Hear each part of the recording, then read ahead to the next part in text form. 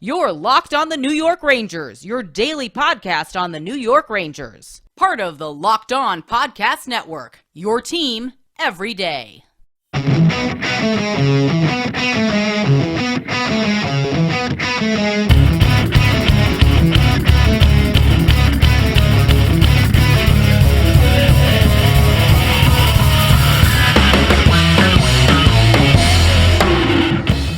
Welcome back, Blue Shirts fans, to episode number 564 of the Locked On New York Rangers podcast. I'm your host, John Chick. Just want to thank you guys for making Locked On New York Rangers your first listen every day. We are free and available on all platforms. That song you're hearing right now is, of course, Leave the Lights On from our good friends in Passafire. You can check those guys out anywhere you get your music. And today, very, very special treat for you guys. We're going to be welcoming in just a second Alyssa Hope to the show. I believe Alyssa is making her third appearance on Locked On New York Rangers, but Alyssa has just an awesome NHL YouTube channel. She did a great job covering the trade deadline. There were a lot of videos that she put up, heading into the trade deadline as well as coming out of the trade deadline.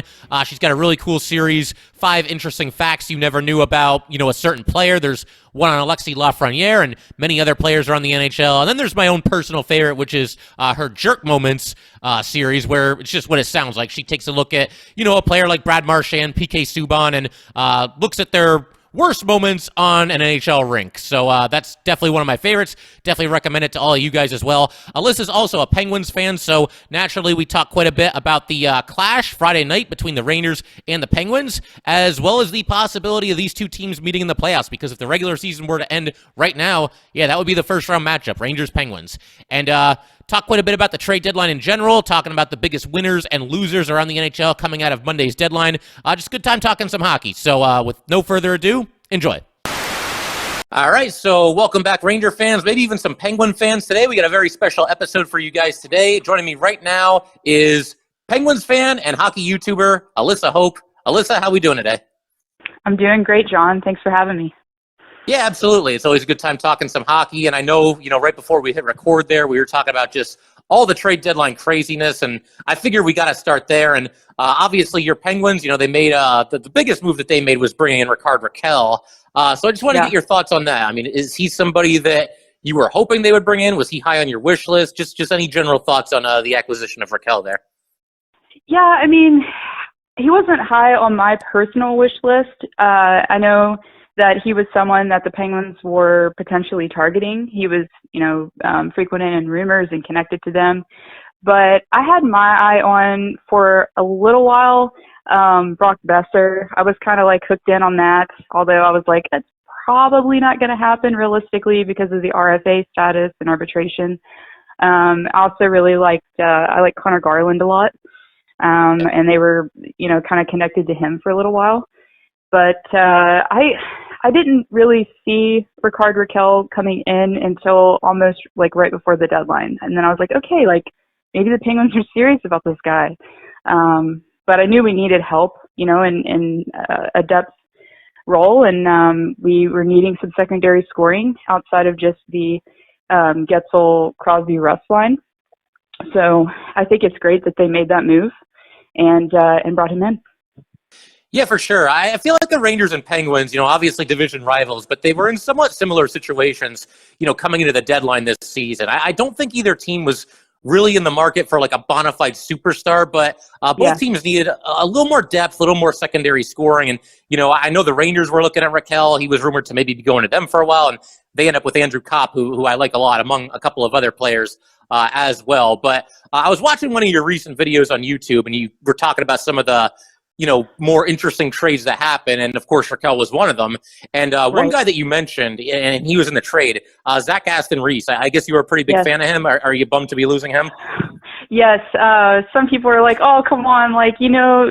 They're expendable. You had to know he was going to be going eventually, those bottom 6 guys. And I was like, but, he was so good defensively for us. He was so good on the PK, and he just really seemed like a warrior. Some guys, they don't really commit to the forecheck as much, but he was always committed. He always cared, both sides of the ice, very tenacious, very on it, just always on the forecheck. And so you love guys like that. I mean, the guys that are going to challenge and the guys that are going to play defensively for you as well. So, it's kind of a bummer. I mean, I said, really good on the PK. So. Yeah, you need some of those blue-collar guys, some of those role players, and I think he definitely fit that bill for the Penguins, having watched the Rangers and Penguins play each other a bunch of times over the past few seasons. But, just general trade deadline talk here. Is there any, team or one or two teams maybe that you think, really, really knocked it out of the park on deadline day, with some of the moves that they made, really made themselves better? Is there anybody that really stands out for you, and you look at them now and it's like, wow, this team's legit. They're going for it. Yeah, so a couple stand out to me, and I know that a lot of eyes are on Colorado, right? We're like, and they did make some moves. But I think a lot of us expected them to get, one of the bigger fish. Marc-Andre Fleury was rumored kind of months ago. It wasn't more recent, but at one point, people were kind of connecting him to Colorado. Giroux was connected to Colorado, so I was kind of looking at them, thinking they were really going to get, a bigger piece. Of course, they did still, make a deep splash as well. I mean, they were kind of the ones that kind of jump-started things. But anyways, the teams that I really thought got some major acquisitions in were the Minnesota Wild and the Florida Panthers. And especially, the Panthers, goodness, they really went for it. I mean, yeah. I don't know if I've seen a team that's really went this hard for it, and gotten that many players, in one deadline like that. It was amazing. And I was towards the deadline, right before, I was kind of thinking, okay, everybody's saying Giroux could go to Florida. This is where he wants to go. I guess it really could happen. And it did. And that really impressed me. I think Giroux's going to be really great for them in the playoffs. But they got a lot of players, and also Minnesota. And I like Minnesota a little bit more now that they have Marc-Andre Fleury. Just want to take a minute to let you guys know that today's episode of Locked On New York Rangers is brought to you by Built Bar. I'm sticking to my resolution to eat right, thanks to Built Bar. It almost feels like it's not really a resolution because I actually enjoy eating them. Have you tried the Puffs? If you haven't, you're missing out on one of Built Bar's best tasting bars. Puffs are a fan favorite with some incredible flavors, and all Built Bars are covered in 100% real chocolate. Puffs included. 100% real chocolate. Low calorie, high protein. Replace your candy bars with these. They are better. A typical candy bar can be anywhere from 200 to 300 calories, and most Built Bars contain 130 calories, 4 grams of sugar, 4 net carbs, and 17 grams of protein. Compare that to a candy bar, which usually has around 240 calories, 30 grams of sugar, and dozens of net carbs. At Built Bar, they are all about the taste. They make it taste delicious first, then they figure out how to make it healthy. And I don't know how they do it, but they pull it off every single time. Go to Built.com, use promo code LOCKED15, and get 15% off your order. Use promo code LOCKED15 for 15% off at Built.com. All right, just want to thank you guys for making Locked On New York Rangers your first listen every day. We are free and available on all platforms. Yeah, no, I think it's a great point that you just made about the Panthers. They are truly pushing their chips to the center of the table, and they're going for it. And I give them credit for that because, it's easy to just kind of, we have these draft picks and we have these prospects that we like. But to go out and get, Ben Schrott and Claude Giroux, among other players, they made themselves a lot better. And, I don't know about you, Alyssa, but, the Eastern Conference playoffs this season, I think, are just going to be insane. There are 8 really, really good teams that are going to be going at it for a spot to the trip to the finals. Yes, I totally agree with you. It is going to be a bloodbath. And, like we always say, usually the East is much harder. It's just how it is, right? And teams are usually, more neck and neck. The West is a little bit more spread out, and it has been this season a lot. But yeah, it's going to be a fight to the death, and I'm totally ready. The Flyers will be in it this year, so it won't be as exciting as a Penguins fan. That rivalry in the playoffs, there's nothing like it, but still. Yeah. No, however it shakes out and whoever matches up with who, it's going to be must-see TV for sure. Yeah. And I also wanted to ask, obviously we talked about the winners from the trade deadline. Anybody that you feel like sort of kind of dropped the ball as far as, man, this team should have gone for it a little bit more than they did or made a questionable move? Anybody that jumps out for you there? Yeah, so I did have, I guess the team that made me most dumbfounded, just kind of besides I mean, the Ottawa Senators made that Travis Hamonic move, and I think a lot of people, myself included, were just, it was really a hard one to figure out. Like, maybe we don't know something behind the scenes there.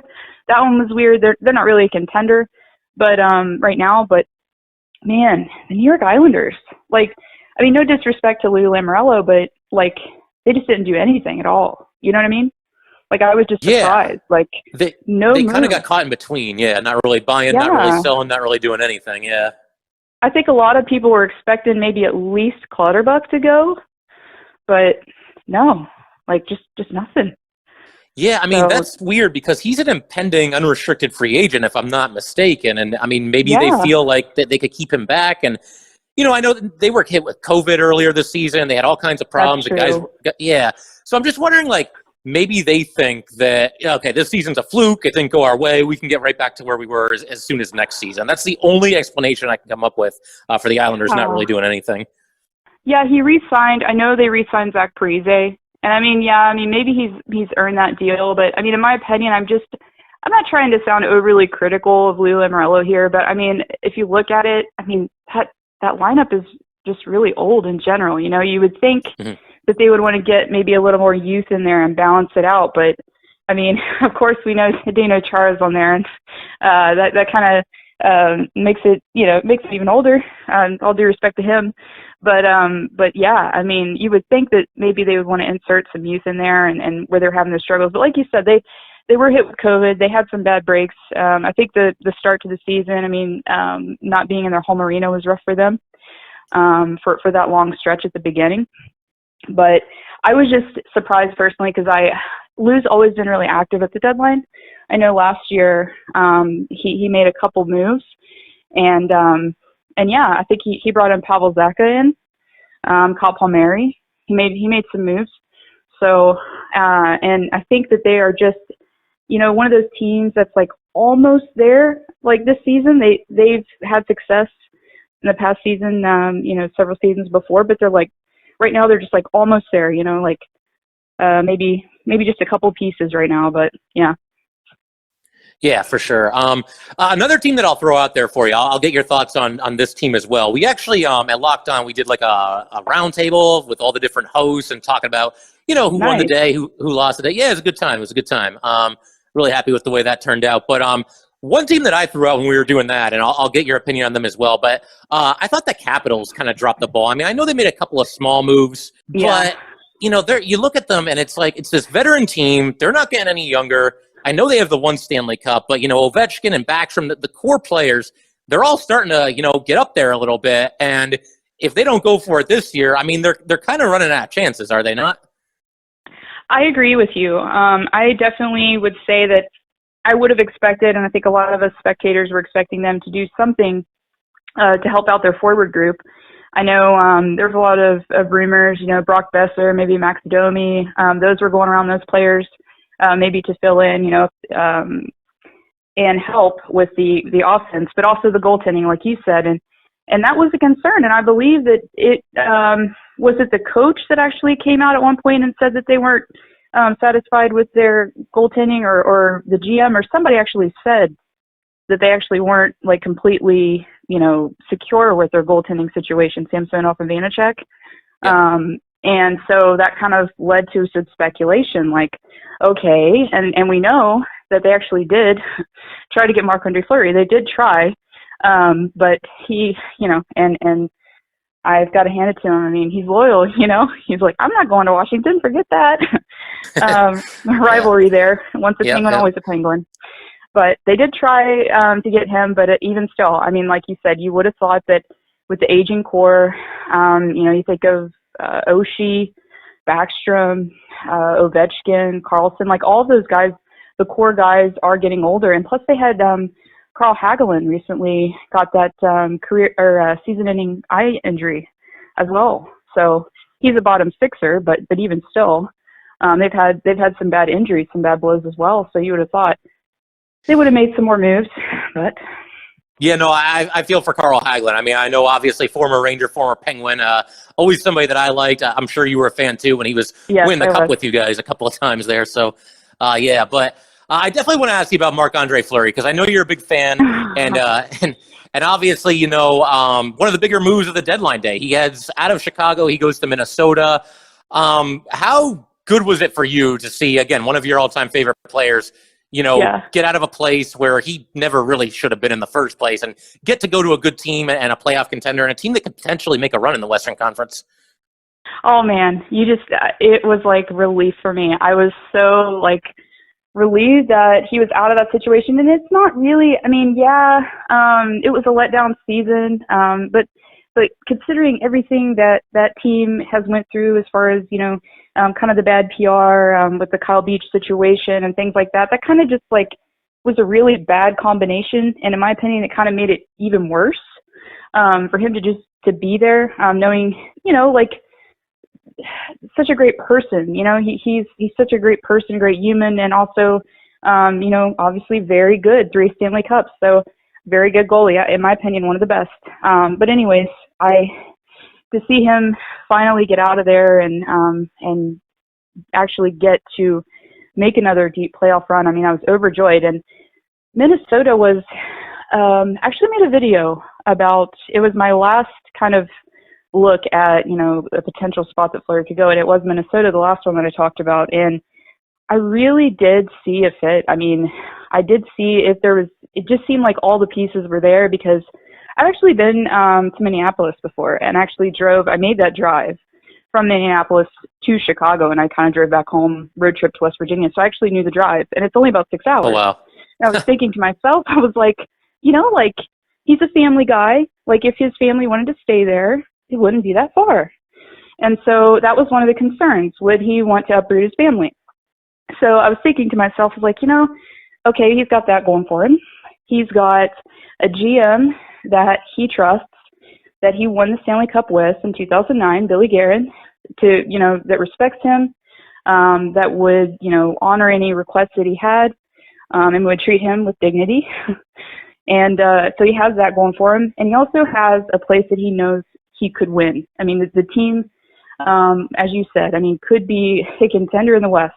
So there's also that, a definite chance to win. And so all these things kind of coming together, and obviously the need. You've got to have the need. And, Cam Talbot, I think he has been good overall in the season. He's, no goalie's perfect. There's always those ups and downs, but looking at Kaapo Kähkönen's some stats there towards the end, he was really, really struggling at the worst time. Just the worst time. So all those things, in my opinion, just kind of came together and kind of made the perfect recipe to allow for a Fleury trade. And I think I was talking to someone, and I think this is kind of the same sort of tandem that we saw last year, as far as it's comparable in a way to almost the Fleury-Leonard tandem, as in it's, it doesn't really stack up. It's above, in my opinion, the rest of the goalie tandems, really. If you think about it, they could be contenders, in my opinion, anyway. Just want to take a minute to let everybody know that today's episode of Locked On New York Rangers is brought to you by BetOnline.net. It's that time of year again, as college basketball's tournament is finally upon us. From all the latest odds, contests, and player props, BetOnline.net is the #1 source for all your sports betting needs and info.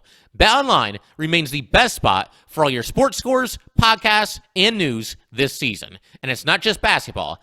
BetOnline is your continued source for all your sporting, wagering, information needs, including live betting and your favorite Vegas casino games. Head to the website today or use your mobile device to learn more about the trends and action.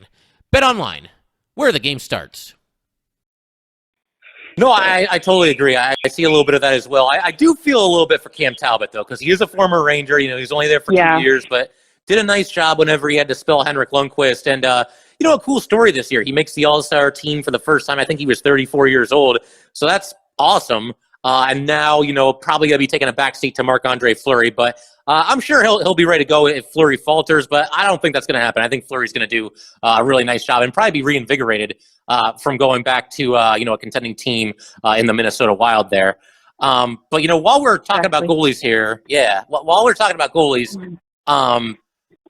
Tristan Jarry, obviously, Penguins got off to a slow start this season. I think he was off to a little bit of a rough start as well, but they've obviously turned it around collectively, and obviously he's having a fantastic season. But how do you feel about him going into the playoffs? Because he struggled a little bit in the postseason last year, but obviously he's got some experience under his belt now, and they're going to need him if they're going to make any kind of a run. So just your thoughts on how he's done and how he'll hold up for the playoffs.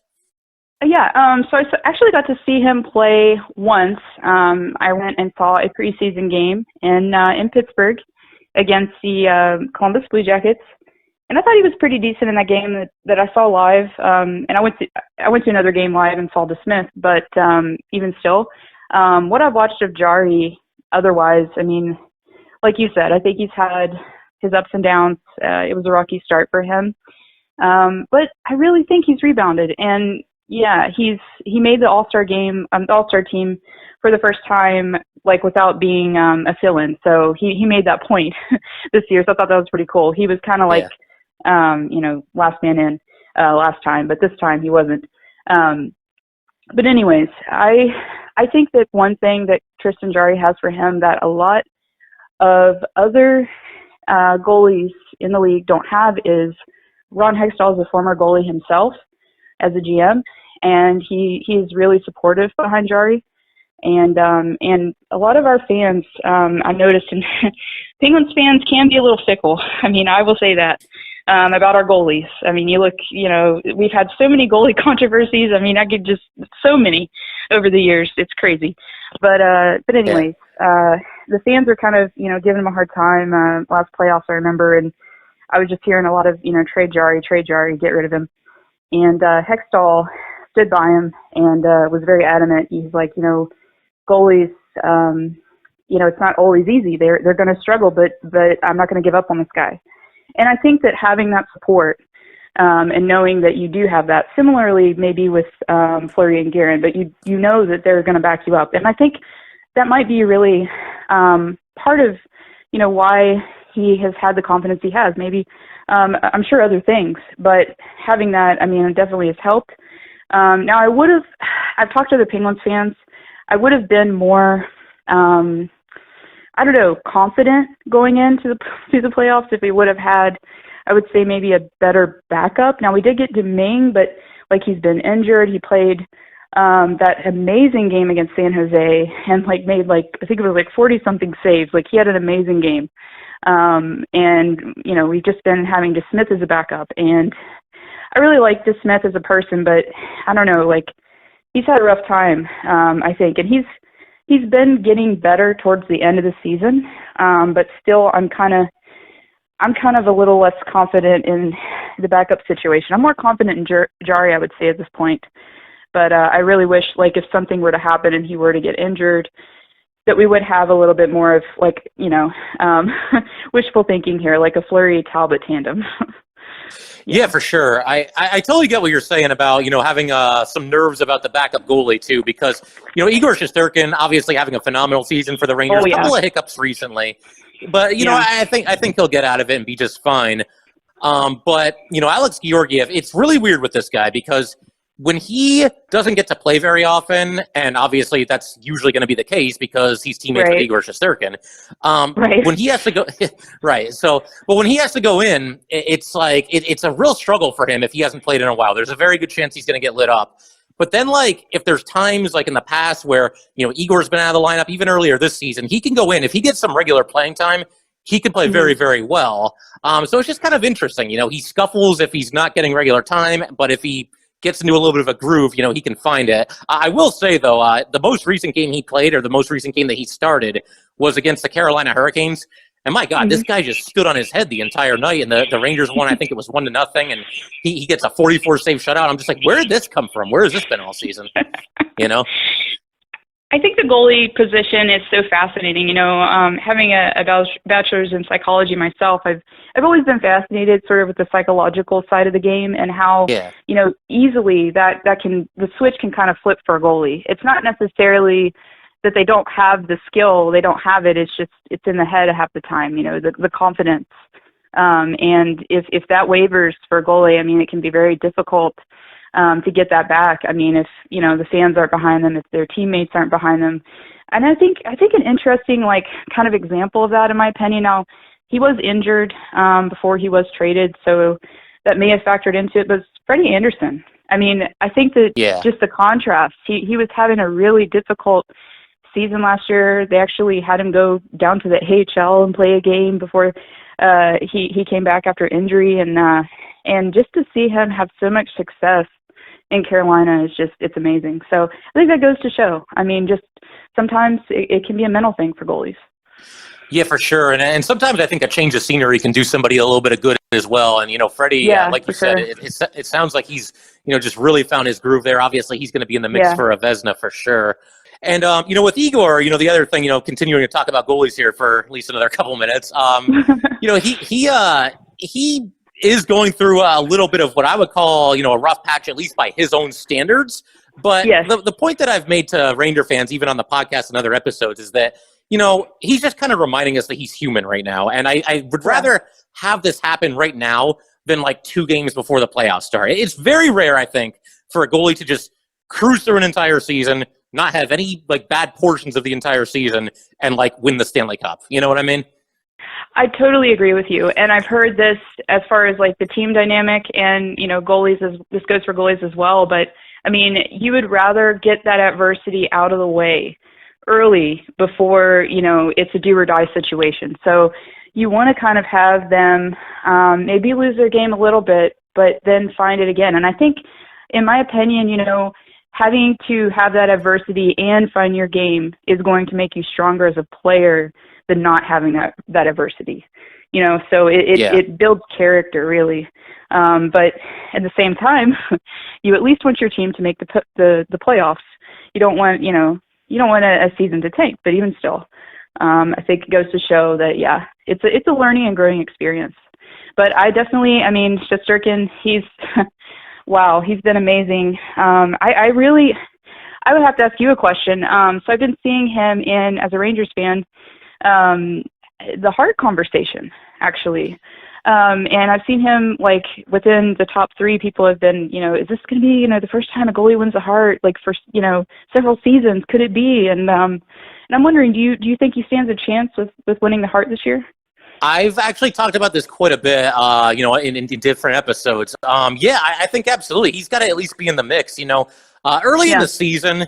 Like, I know it's kind of a cliche to say, oh, this guy carried the team or that guy carried the team. We say it in hockey and pretty much every sport, but my God, for the first month of the season, the Rangers, could not do anything. And part of that was, a lot of new faces, everybody kind of getting used to playing with each other, new coaching staff, all that good stuff. But they were winning games that they had just no business winning, and the only reason it was happening was Igor Shesterkin.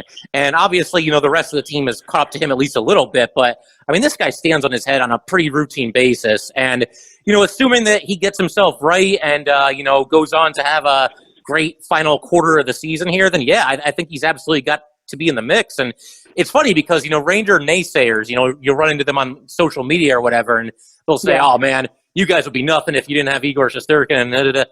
I don't agree with that, but let's say they're right, well, then Igor Shesterkin has to be in the mix, does he not? Because he's the most valuable player to his team. So exactly.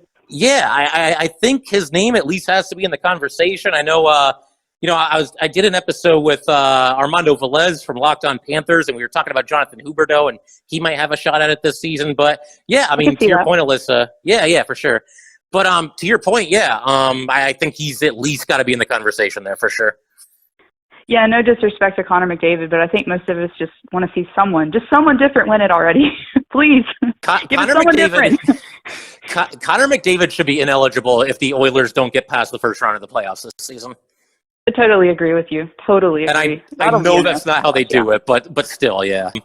But hey, listen, I wanted to ask you a little bit about your YouTube channel, changing gears a little bit here. I'm a big fan of the Jerk Moments series, right? Yeah, of course. Yeah, and there was one you did not long ago that like I started laughing before I even clicked on it because the title of the video is Brad Marchand Jerk Moments Part 3, and I was like, that's like the most perfect video title for anything ever. And so I watched that and just kind of reignited my dislike for Brad Marchand. But I want to I wanted to get your thoughts. I mean, first of all, let me know how it was putting that video together, but then also everything that happened between him and Jarry at the end of that game, I guess about like 5-6 weeks ago now, everything blends together, but earlier this season. Just any thoughts on all that? Yeah, so I had a lot of fun making the video, obviously. Like, you know, you get to express yourself, you get to be creative, and I had a lot of fun. Actually had that idea about my favorite part about it, probably from you know, from my own flavor, with my own flavor, having to do with that, was the toy Lamborghini part. And I was thinking about it because he had a back and forth with Vincent Trocheck about the you know, Brad Marchand said that he's a Lamborghini, and it was kind of involved in a chirp towards Vincent Trocheck. But anyway, I had an idea, and I was like, was Marchand's a Lamborghini? He's a toy Lamborghini, so I had to add that in, kind of as a troll job. Did you see that part? Did you like that part? Oh yeah, absolutely. Yeah. But anyways, so I saw that game. I watched a good portion of that game, the Penguins Bruins game, and I was just like floored because it was one of those games where you're just like, Marchand will have these like certain games, and it's like a switch will just go off, and he'll just be like the biggest troll the whole game, and he'll just, like, just does not stop, and it's just like, how does this guy do it? Like, what? And so one of the things that happened, I believe, first before the Jarry situation, well, before the end anyway, before the third period, he actually trolled Sidney Crosby, and I thought that was honestly like, I wasn't really as surprised about anything else but that, because they're, you know, both Nova Scotia boys, and they had such great chemistry playing during the World Cup for Team Canada, and they've played together, and they've, you know, they practiced together during the summers, and, you know, they're very cordial, and, you know, they hang out, you know, off the ice, and I was just like, you know, how's this happening? But Marchand, so it was kind of funny though. It was just Marchand, you know, usual antics. But Sidney Crosby, during a face-off, accidentally, you know, broke his stick. And I know what you're going to talk about. Yeah, he's trying to go to his bench to get his stick, and Marchand literally just won't let him go get a new twig. He's just like in his way, and Crosby finally gets around him. But I was just like, honestly, that surprised me the most. I was just like, you're really doing that to Sid? Like, are you serious right now? But the other stuff, you know, it kind of shook me as far as like I wasn't surprised that Marchand did it, but it kind of shook me a little bit as far as the part that happened before the end for what he got suspended for. But after the whole second period, I believe, ended, Jarry was planning to give a puck to a fan, and they were in TD Garden, which was a weird part. They weren't in PPG Paints. They were in TD Garden in Boston, and Jarry was, you know, trying to do a kid a solid, and I heard it was a Bruins fan. It is kind of hard to see from the angle, where, you know, the camera angle, but a lot of people were saying that it was a Bruins fan, and Jarry was trying to give the kid the puck, and Marchand just, you know, comes over and just takes the puck from him and just tosses it aside like a piece of garbage and just trying to troll him. And I just thought that was kind of selfish. Like, okay, you want to troll a player, but don't, you know, do something that is going to break a little kid's heart. You know what I mean? That would have made their day. That probably would have made their year. And to do that is so selfish. And, you know, I like Marchand as a player. I do. And I think he's very entertaining. But in my opinion, when you do stuff like that goes way too far. And so the ending, the cherry on top, the what he got suspended for. So honestly, it was hilarious. Like, I'm honestly like glad that he tried to appeal his suspension, because we got to learn what he actually said, like Jarry actually said to him. And the funniest part was Jarry literally just said, "Wasn't that a great save?" You know, without the language. And and Marchand just, you know, lashes out at him after, you know, he makes a save on him, and punches him, and then like swings his stick at him and tries to get him like right in the mask. And the thing is, like, I feel like if that was towards another player, it might have not been as steep of a suspension. And of course, it was Marchand. So, but the fact that he tried to appeal the suspension goes to show just, I don't know, like how much nerve he really has. Like, just like that he even tried to do that. It floored me. I was just like, are you serious right now? Like, you're really going to try to do this and try to say that, oh, it was just because I have a history. Well, yeah, like, it's pretty much just like anything, like the prison system. If you commit a crime, you have the record. So if you commit another crime, like, you're going to get a steeper punishment. It's just how it works. Yeah. So I was just like, that makes no sense trying to appeal it because you're saying it's not fair because of your prior history. Like, really? But yeah, he's missing the point there, clearly, right? Yeah. But then again, I'm glad he tried because we got to learn what Jarry said that set him off, which blew my mind even more. I'm like, okay, this guy needs anger management classes, like the Adam Sandler movie. Like, he needs anger management classes. Yeah, for sure. My whole thing there is like, okay, Brad Marchand, he goes out there, he plays the mind games, he tries to mess with people, and I mean, okay, you know, sometimes he crosses the line, but that is part of hockey. This is a game at times that's about, imposing your will and messing with your opponent a little bit. But if he's going to go out there and do all the things that he does and dish it out, then he's got to be able to take it a little bit too. If Tristan Jarry says, "Hey, how about that bleeping save?" That should set him off and have him punching him in the head and hitting him with his stick and whatever else he did on his way to the locker room there. I totally agree with you. Like, you've got to be able to have that mental toughness to take it, and I think that that's kind of where Marchand is struggling. In my opinion, I think that he just, like you said, he can give it, and he does not have a problem doing that. We all know it. But as far as, like, taking it back, that's his issue. He just doesn't have that mental toughness and maybe, like, stability to be able to take that, like a switch just goes off. And he does things like, what happened to Jarry. And I'm sure I could name several more things and we'd be here all night, but you get the gist. Yeah, absolutely. Getting back to Rangers Penguins here, I mean, is there anything you're expecting from the, well, actually, I'll ask you for a prediction in a little bit, but first, I want to ask you, like, for me, it kind of feels like these two teams are on a collision course to meet in the first round, because every time you look at the standings, they're kind of just flip-flopping between second and third. It feels like every day, the Rangers jump the Penguins, Penguins jump the Rangers. And, of course, if they stay in those 2-3 slots in the division, they're going to play each other in the first round. I mean, is it almost inevitable at this point that these two teams are going to play each other? I would say yes. I was looking at the standings myself just a minute ago, and I was like, wow, like, I just thought, I was like, we are really close in the standings. Like, this is close. And yeah, I mean, it's going to make the game interesting, especially, I mean, because of that, because, it could be sort of like a playoff preview in that way. But yeah, I mean, I think back and I'm just thinking, could we really see, if there's a series, could we really see a rivalry again? Because, there used to be more of a rivalry between the two teams. I think back, in the Henrik Lundqvist era and early 2010s.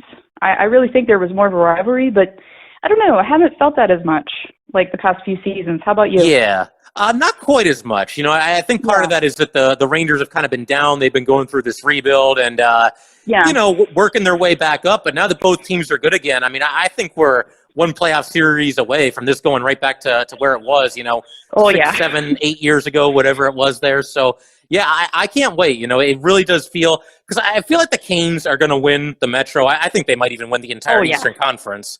And I don't think the Capitals are going to catch either team. So it really feels like this might be the matchup. And I will say this, too. They've only played one other time so far this season, which is weird in and of itself. But it is. Yeah, Penguins won that one 1-0. But I don't know about you. That was like one of the best games I've watched all season. That game, everybody was just skating their tails off. Just hard-hitting game, a lot of intensity. Kind of had a playoff feel to it, did it not? Yeah, it did. I mean, like you said, it was a long time ago. It seems like now, but it was a very exciting and intense game. And even those that are low scoring. I mean, if there are two teams that really match up well, I mean, it can still make for great hockey even in today's game. So, yeah, I think both teams are evenly matched in some areas, and I think some areas maybe not. I think, in my opinion, obviously the Shesterkin Jarry matchup is a little one-sided on Shetsy's part. So there's certain areas that, you look at and you're like, they're better here, but we're better there. And it's always fun to do that around playoff times. Like, just kind of look at stats and just see, who's better at this, who's better at that. I always enjoy that, looking at the matchups. Absolutely. And I mean, all that's going to be on the line here in this game here. We're going to see, how these two teams match up against each other. But I figure, I'll go ahead. I'll get your prediction for this game. Is there anything you want to throw out in terms of final score or anybody that might get on the score sheet for the Penguins, or just anything off the wall you want to throw out there? So, I will go with, I guess, maybe a smart prediction. Maybe not like a risky, let's say a real risky one. I will say, I do have a question. Rangers aren't playing tonight, right? They are not. They are not, okay, because I know my team's not, so they won't have a back-to-back. Right. I will say 3-2 Penguins.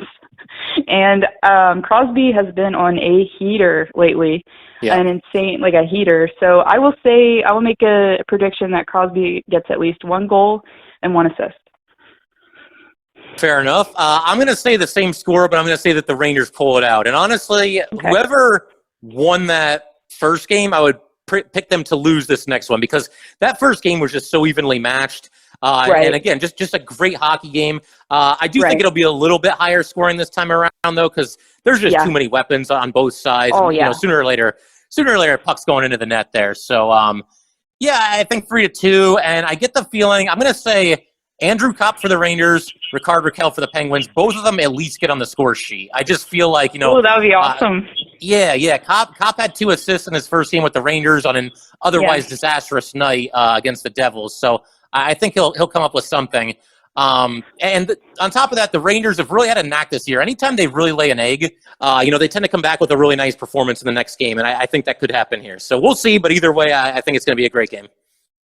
Yeah, and the Penguins last game against Buffalo, they did lose in a shootout, but it wasn't terrible. A terrible loss. I mean, it was Buffalo, but yeah, so they won't have as much of a reason maybe to bounce back as much, but even still, I mean, if you're possibly going to be matching up in the playoffs, I mean, you're going to want to put on a good performance and beat the team that you might be facing futuristically.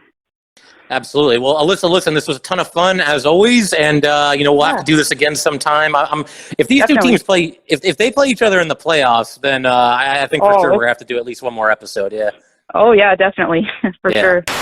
All right, a big thanks to Alyssa Hope for once again joining the Locked On New York Rangers podcast, and a huge thanks to you guys, as always, for tuning in. I will go ahead and leave a link to Alyssa's YouTube channel in the description for this episode, and you can find it pretty easily on your own. Just go to YouTube, type in Alyssa Hope Hockey, and it will definitely come up. But once again, thank you guys so much for tuning in. If you'd like to get in touch with this podcast, please send an email to lockedonnyrangers@gmail.com. Once again, that is lockedonnyrangers@gmail.com, and definitely give us a follow on Twitter as well, at @LO_NY_Rangers. Once again, that is at @LO_NY_Rangers. Thanks again, guys. I'll see you next time.